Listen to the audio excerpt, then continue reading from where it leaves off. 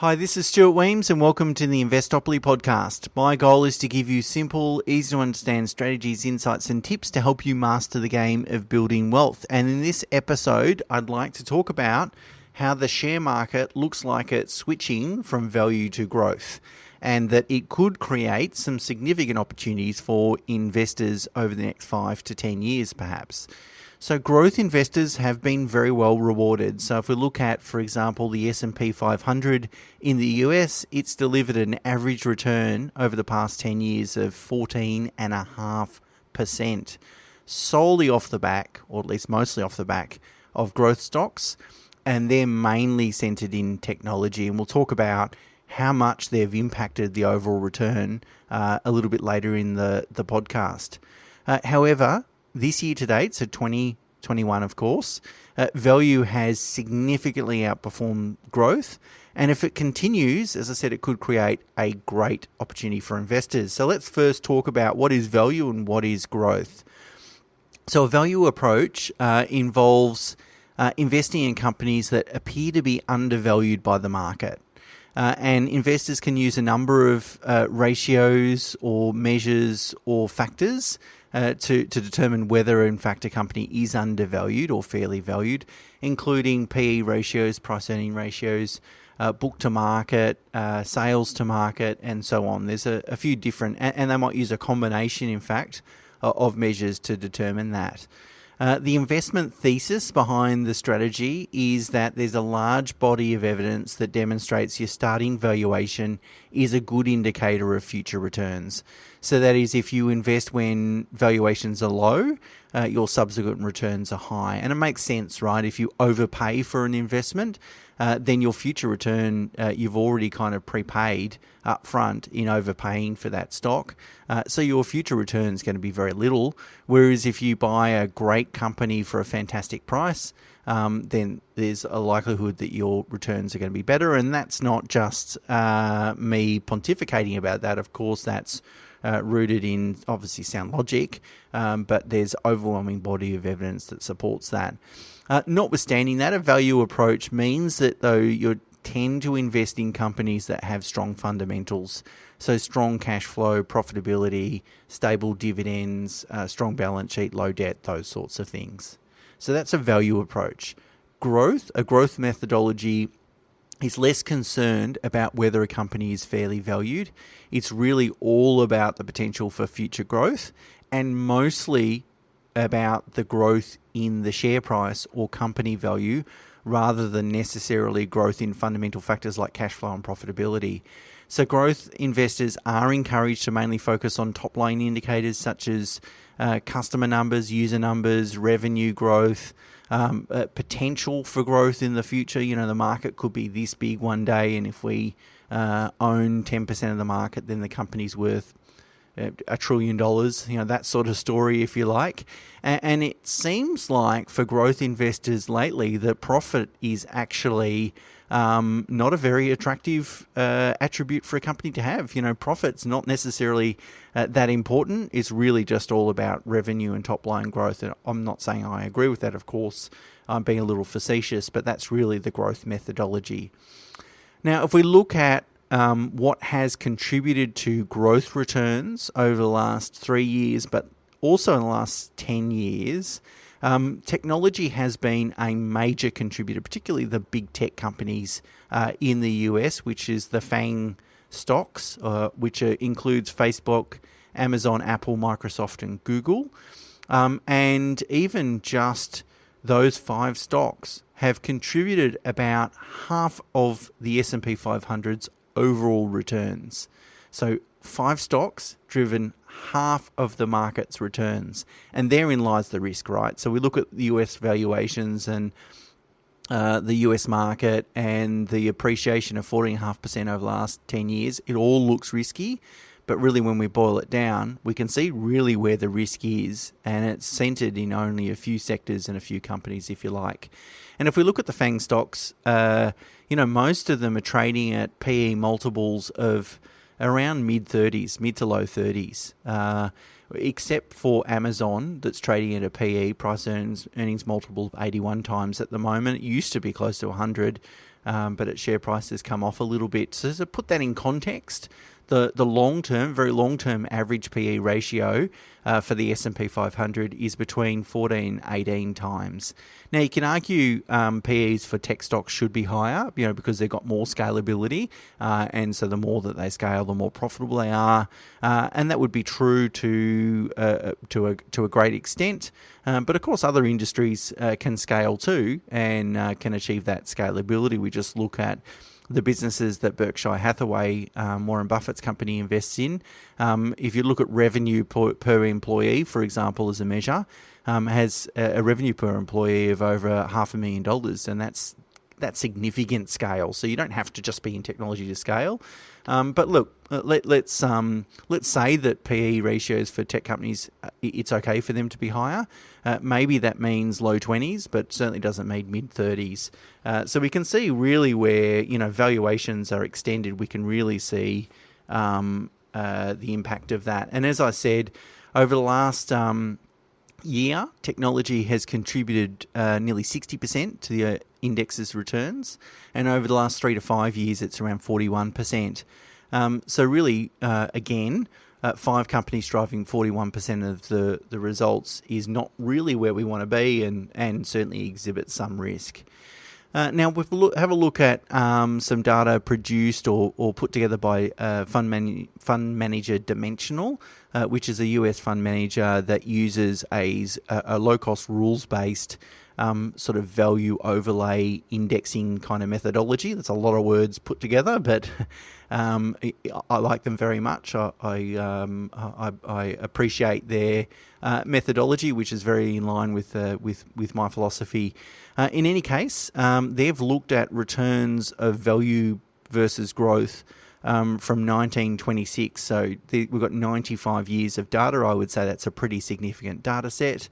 And for the first 84 years, which is really 1926 to 2010, the value has been a clear winner by about 3.8% per annum excessive return. So these value investors earn 3.8% per annum on average.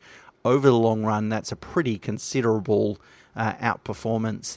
However, in the last 10 years, growth has beaten value, and in the last 3 years, just marginally, and in the last 3 years, growth has beaten value significantly. So value's given us a negative return of 3.3%, whereas growth has produced a positive return of 17.9%. So there's over 20% there in outperformance of value versus growth, which is considerable. But then if we look at what's driven that, we can get a good sense of where that risk is. But most notable is the change this year and the reason for this podcast/blog. And in fact, if we look at data, value has started to outperform significantly. So if we look at the first quarter of 2021 in the US, pure value has produced a return of 21%, whereas pure growth 0.8%. So nearly a 20%, more than 20% outperformance there, which is pretty significant. In Australia, the values are different, but the performance is just as stark. So in Australia, value returned 8.5% for the 3 months ending March 2021, whereas growth lost 0.09%. So we can just call that a flat return. So an outperformance of 8.5%. Obviously, our market hasn't done as well as the US market. The US market is certainly more exuberant than the Australian. So what has changed this year? Why has value outperformed growth? And will it continue? And that's, I think, a very rational and reasonable question to ask ourselves. Well, if we have a look at the sector performance, it sort of highlights what's been going on. So in the first quarter of this year, the best performing sectors were energy, financials, materials and real estate. And the worst performing sectors were consumer staples, technology, utilities and healthcare.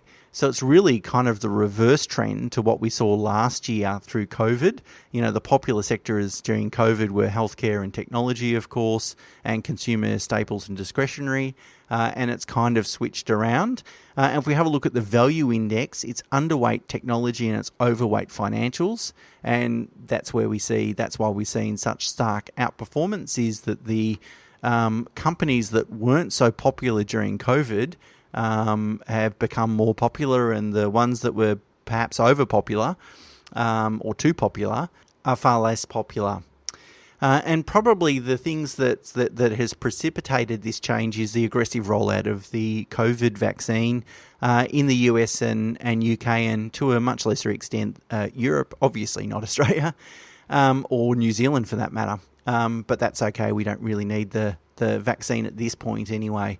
And so I think the market's now started to get a more reliable indication of how far the global economy is away from returning to sort of pre-COVID levels. Not only that is domestically, in terms of domestic trade and consumption, but also the resumption of international trade, international travel, tourism, and those sorts of things. Plus, we get a sense, particularly for financials, about what the impact at an individual level might be as a result of COVID. So looking at returns, that's great, but we also need to be considerate of risk. And I would say that a growth portfolio at the moment exhibits substantially more risk than a value portfolio. And if we look at the US CAPE ratio, which is an acronym that's CAPE, which stands for cyclically adjusted PE ratio, essentially what it does is smooth out 10 years worth of earnings and then look at the price earning ratio based on that. And what it's attempting to do is isolate the multiple change in multiple impact in valuation rather than the change from income.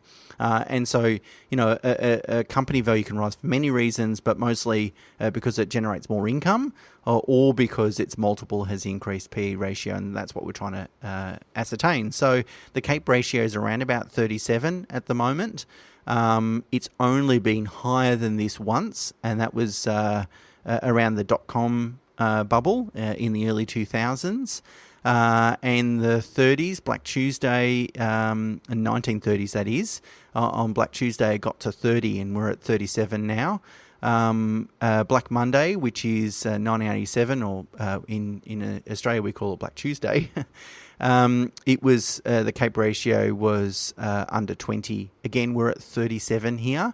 The long-term mean is 16, nearly 17 times. So, when you look at the CAPE ratio, and I've got the links in the show notes, obviously as usual.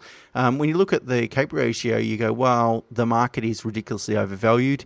If I have a growth portfolio, it probably means that I'm invested in growth stocks that probably are the most heavily overvalued. And most importantly, the CAPE ratio is a pretty reliable indicator of future long-term returns. So 10-year returns has a pretty strong correlation, about 80%.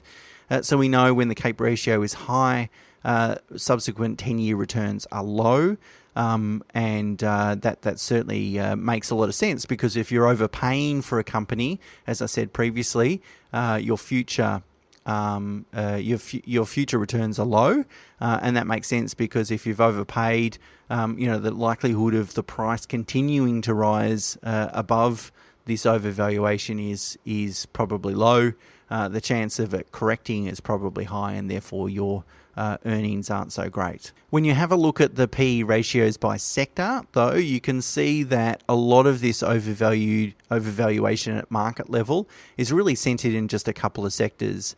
The first one in the US is consumer discretionary, and that's mainly just thanks to Amazon. It's such a big company on such a high PE. Then there's technology. That certainly looks overvalued, whereas financials historically look relatively cheap. So by adopting a value approach, what it means is you skew away from those risky companies and sectors, and you skew towards sectors that exhibit the fundamentals or the historic results that suggest that they're going to achieve better future returns. So the $1 million question really is, will value continue to outperform? So will the first quarter of this year's results continue to persist? And the short answer is no one really knows. The longer answer is that if we look at more recent data, growth has outperformed value by 2.3% over the last 10 years and by more than 21% over the past 3 years. So over the past 2 to 3 years, I've been tilting my client portfolios towards value, mainly to reduce risk, but also to generate higher returns. And I've done so because the historic evidence demonstrates that growth will not outperform forever. And with each subsequent year of strong outperformance, we get closer to the market turning. At some point, the market will realize that it doesn't make a lot of sense. Or will you earn any returns if you pay 1,000 times annual earnings for a company, which is an example for Tesla. And I don't really know when the market will turn, but 95 years of data demonstrates that tilting towards value will likely achieve better returns over the next 5 to 10 years. So we're never going to get the timing right. It seems like the market has switched now, but certainly I don't know when it's going to switch from growth to value. But I do know that there's overwhelming evidence that demonstrates or suggests that value over the next 5 to 10 years will probably outperform growth, and you have a higher probability. Notwithstanding that, we're reducing the risk in our portfolios by avoiding those sectors that are clearly ridiculously overvalued. So how do you adopt a value approach? Well, unfortunately, there's not a lot of tools available or options available to retail investors. There's a couple of ETFs that give you global exposure. And when I say a couple, there's two. Van Eck and Vanguard have ETFs. I've got the links and the ticker codes in the show notes and on the blog on the website. And then there's one ETF that gives you Australian exposure by BetaShares, which use fundamental indexing. I'm not recommending any or all of these three investments. In fact, I only use one of them, but I'm just highlighting they exist. But probably the most important fact is that there are many low-cost rules-based sort of proven value methodologies that will probably never be available in ETF format. They're in managed fund and sometimes wholesale managed fund format, which demonstrates how incredibly important it is to get a financial advisor to construct a portfolio for you so that you are considering the full universe of investments rather than just what you know or what you can find online. And really, there's only two things that you can control as an investor. You can control how you invest, which means methodology and asset allocation, and secondly, the fees that you pay. So focus on controlling those two things. That what you can't control is how markets will behave. But if value does outperform growth, then the decision to take a tilt towards value today could demonstrate or provide or generate much better returns in the long run. That's a decision you can control. What you can't control, as I said, is markets. So I hope that's been useful. As always, there's more information in the show notes and the blog on the website. And until next week, bye for now.